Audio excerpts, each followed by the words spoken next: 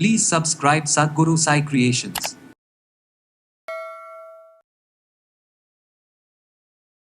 படபடப்பு பால்பிட்டேஷன் நிறைய வருது. அது என்னன்னே தெரியாத அளவுக்கு ஒரு ஆன்சைட்டி, ஃபியர் அண்ட் டிப்ரெஷன் சொல்லுவாங்க.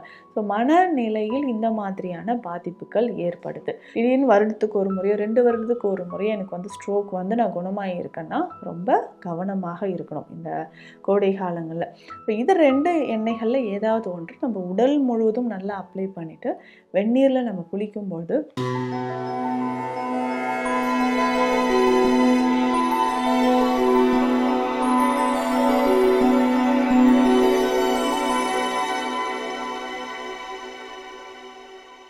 சத்குரு சாய் கிரியேஷன் வியூவர்ஸ் அனைவருக்கும் வணக்கம். நான் டாக்டர் நித்யா, சித்தா ஃபிசிஷியன்.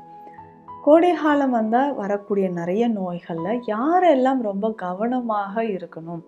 ஏற்கனவே நமக்கு வந்து சுகர் இருக்குது, இல்லை பிளட் ப்ரெஷர் இருக்குது, பல வருஷமாக இருக்குன்னா, அதுவும் வயது ஒரு 50, 60 வயதை கடந்து இருக்கிறோன்னா ரொம்ப ரொம்ப கவனமாக இருக்கணும். ஏன்னா ஹீட் ஸ்ட்ரோக் அப்படின்னு சொல்லக்கூடிய ப்ராப்ளம் நிறைய பேருக்கு வரும். இப்போ இந்த சம்மரில் வந்து பார்த்தோம்னா கொஞ்சம் நம்ம வந்து வெளியில் போயிட்டு வந்து உடனே வீட்டுக்கு வந்த உடனே ஒரு சிலருக்கு அப்படியே மயங்கி விழுவாங்க.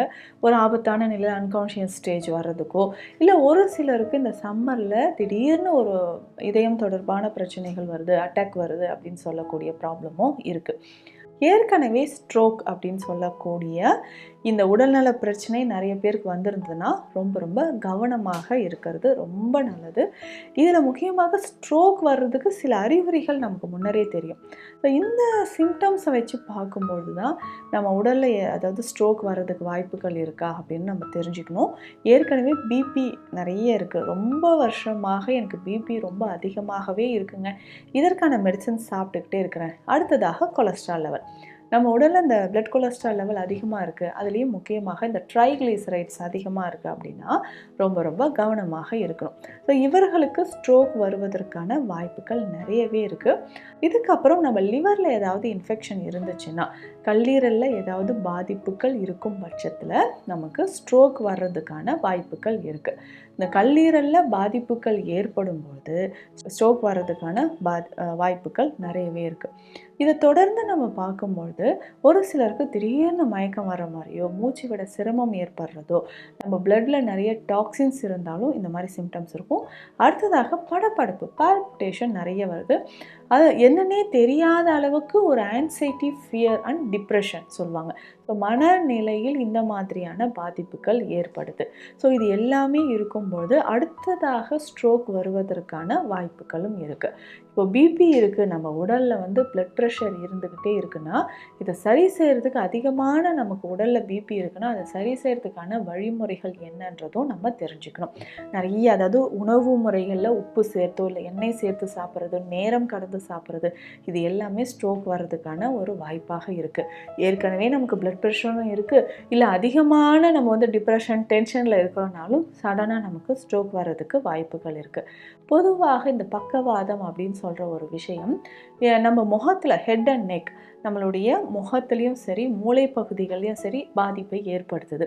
மூளைக்கு செல்லக்கூடிய இரத்த ஓட்டத்தில் ஏதாவது குறைபாடு இருந்து நியூட்ரிஷன் சரியாக போகலை, ஆக்சிஜன் சப்ளை குறையுது, இல்லை நமக்கு தலையில் ஏதாவது அடிபட்டிருக்கு, அந்த இடத்துல ஹெமரேஜ் பிளட் கிளாட் இருக்குன்னா நமக்கு இந்த பக்கவாதம் வர்றதுக்கு வாய்ப்புகள் இருக்குது. ஸோ எந்த பகுதியில் மூளையில் பாதிப்பு இருக்கோ அந்த பகுதி பாதிப்பு ஏற்படும் போது அங்கே இருக்கக்கூடிய நர்வ்ஸ் நமக்கு உடல் பாகங்களில் எங்கே சப்ளை பண்ணுதோ அந்த இடம் வந்து நமக்கு செயலிழந்து போகுது.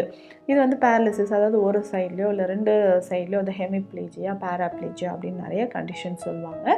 அந்த மாதிரியும் நமக்கு ஏற்பட வாய்ப்புகள் இருக்குது. ஸோ இந்த மாதிரி ஏற்கனவே வந்திருக்குங்க, திடீர்னு வருடத்துக்கு ஒரு முறையோ 2 வருடத்துக்கு ஒரு முறையோ எனக்கு வந்து ஸ்ட்ரோக் வந்து நான் குணமாகி இருக்கேன்னா ரொம்ப கவனமாக இருக்கணும் இந்த கோடை காலங்களில். அதே மாதிரி நம்ம உணவு முறைகளும் ரொம்ப முக்கியம். உடலிலும் உஷ்ணம் ஏற்படாமல் இருக்கணும். ஒரு சிலருக்கு முகத்தில் வந்து இந்த ஃபேஷியல் பால்சி அப்படின்னு சொல்கிற கண்டிஷன் இருக்கும், பெல்ஸ் பால்சி அப்படின்னு சொல்லுவாங்க. இந்த ஃபேஷியல் பால்சி ஏற்படும் முகத்தில் ஏதாவது ஒரு பக்கம் நமக்கு செயலிழந்திருக்கிற மாதிரி, வாய் ஒரு பக்கம் கோணி இருக்கிற மாதிரியோ, இல்லை கண்கள் இமைகள் வந்து மூடி பாதி அளவுக்கு மூடி இருக்கிற மாதிரி இருக்கும். நெற்றி பகுதி வந்து புருவத்தை தூக்குங்க அப்படின்னு சொன்னால் எலிவேட் பண்ணும்போது அங்கே வந்து நமக்கு சுருக்க சுருக்கங்கள் இல்லாத மாதிரி இருக்கும். ஒரு சைடு சுருக்கங்கள் வரும், இன்னொரு சைடு சுருக்கங்கள் வராது. பேசும்போது வாய் ஒரு பக்கமாக புல் பண்ணி, காது பக்கமாக புல் பண்ணுற மாதிரி இருக்கும். சலைவேஷன் ஒரு சிலருக்கு இருக்கும், உமிழ்நீர் வந்து வெளியில் வர்றது இருக்கும். இந்த மாதிரியான சிம்டம்ஸ் ஃபேஷியல் பால்சியும் நிறைய பேருக்கு ஏற்படுது. இந்த கோடை காலத்தில் வெயில் உஷ்ணம் அதிகமாகும் போதோ, நம்ம உடலில் பாடியில் இருக்கக்கூடிய அந்த உஷ்ணம் அதிகமாகும் போதோ நமக்கு இந்த ஸ்ட்ரோக் வர பிரச்சனைகள் வரலாம். ரொம்ப கவனமாக இருக்கணும். இதற்கு நம்ம என்னென்ன சாப்பிடலாம்? உணவு முறைகளில் பொறுத்த வரைக்கும் ரொம்ப ஈஸியாக டைஜஷன் ஆகக்கூடிய உணவுகள், எளிதில் செரிமானம் நடக்கக்கூடிய உணவுகளை பார்த்து தான் சாப்பிடணும். 2-3 நாள் உணவுகளை வந்து ஃப்ரிட்ஜில் ஸ்டோர் பண்ணி வச்சுட்டு எடுத்து சாப்பிட்றோன்னா அதை வந்து அவாய்ட் பண்ணிக்கோங்க. இதுக்கு அடுத்தது வந்து பார்த்தோம்னா மருதம் பட்டை ரொம்ப ரொம்ப முக்கியமானது. ஸோ இந்த மாதிரி பக்கவாதம் இருக்கக்கூடியவங்க, இல்லை ஏற்கனவே எனக்கு வந்து பிளட் ப்ரெஷர் இருக்குதுன்னு சொல்கிறவங்க என்ன பண்ணணும்னா மருதம் பட்டையை பயன்படுத்தலாம்.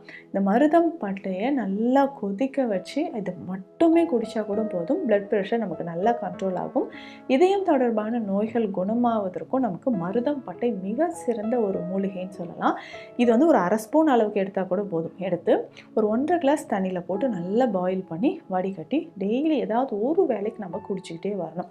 இதற்கு அடுத்தது பார்த்தோம்னா செம்பருத்தி பூ, ஒற்றை அடுக்கு செம்பருத்தி இருக்குது இல்லைங்களா, இதை வந்து நம்ம பயன்படுத்தலாம். ஸோ ஸ்ட்ரோக் இருக்குன்னு சொல்கிறவங்க தினமும் காலையில் செம்பருத்தி மலர்களை தண்ணீரில் போட்டு கொஞ்சமாக ஒரு 5 மினிட்ஸ் பாயில் பண்ணிவிட்டு இந்த தண்ணீரையும் குடிச்சிட்டு வரும்போது நமக்கு உடலில் இந்த வாதம், பக்கவாதம் குறைஞ்சிக்கிட்டே வரும். முக்கியமாக 6 மாதத்துக்கு ஒரு முறை வயிறு சுத்தம் பண்ணக்கூடிய மருந்துகள் எடுக்கணும். அப்போ தான் நமக்கு வந்து வாதம் குறையும். வந்து பக்கவாதம் அப்படின்னு சித்த மருத்துவத்தில் சொல்கிறோம். வாதம் தொடர்பான பிரச்சனைகள் குறையிறதுக்கு வாதத்தை சமநிலைப்படுத்தும். முக்கியமாக இந்த பக்கவாதத்திற்கு கட்டாயம் 6 மாதத்துக்கு ஒரு முறை நம்ம பேதி மருந்து எடுக்கணும். இதற்கு நம்ம சித்தாதி எண்ணெய் இல்லைன்னா அகத்தியர் குழம்பு இந்த மாதிரி மருந்துகளை நம்ம ஃபாலோ பண்ணும்போது குடல் பகுதியில் இருக்கக்கூடிய கழிவுகள் நமக்கு வெளியேற ஆரம்பிக்கும். இதற்கு முக்கியமாக வாத நாராயண தைலம் பயன்படுத்தலாம். வாத நோய்களுக்கு மிக சிறப்பான ஒரு தைல வகைனா வாத நாராயண தைலம், அடுத்ததாக சிட்ராமுட்டி தைலம். ஸோ இது 2 எண்ணெய்களில் ஏதாவது ஒன்று நம்ம உடல் முழுவதும் நல்லா அப்ளை பண்ணிவிட்டு வெந்நீரில் நம்ம குளிக்கும்போது உடலில் இருக்கக்கூடிய நமக்கு வாதம் தொடர்பாக இருக்கக்கூடிய பிரச்சனைகள் குறைந்து உடலில் அந்த இரத்த ஓட்டம் அதிகரிக்கும். நரம்புகள் வந்து வலிமையாகும், இரத்த ஓட்டம் அதிகரிக்கும். ஸோ இது ரெண்டுமே கரெக்ட் ஆயிடுச்சுன்னா நம்ம உடலில் இருக்கக்கூடிய இந்த பக்கவாதம் பிரச்சனை குறையும். அதே மாதிரி உடல் உஷ்ணம் அதிகமாகாமலும் நம்ம பார்த்துக்கிட்டோம்னா இந்த சம்மர் கோடை காலங்களில் வரக்கூடிய ஹீட் ஸ்ட்ரோக், மற்ற நாட்களில் சாதாரணமாக ஏற்கனவே ஸ்ட்ரோக் இருந்துச்சுனாலும் அவங்களும் இதே மாதிரி உணவு முறையில் நம்ம ஃபாலோ பண்ணிக்கலாம். மீண்டும் அடுத்த பதிவில் சந்திக்கலாம். நன்றி.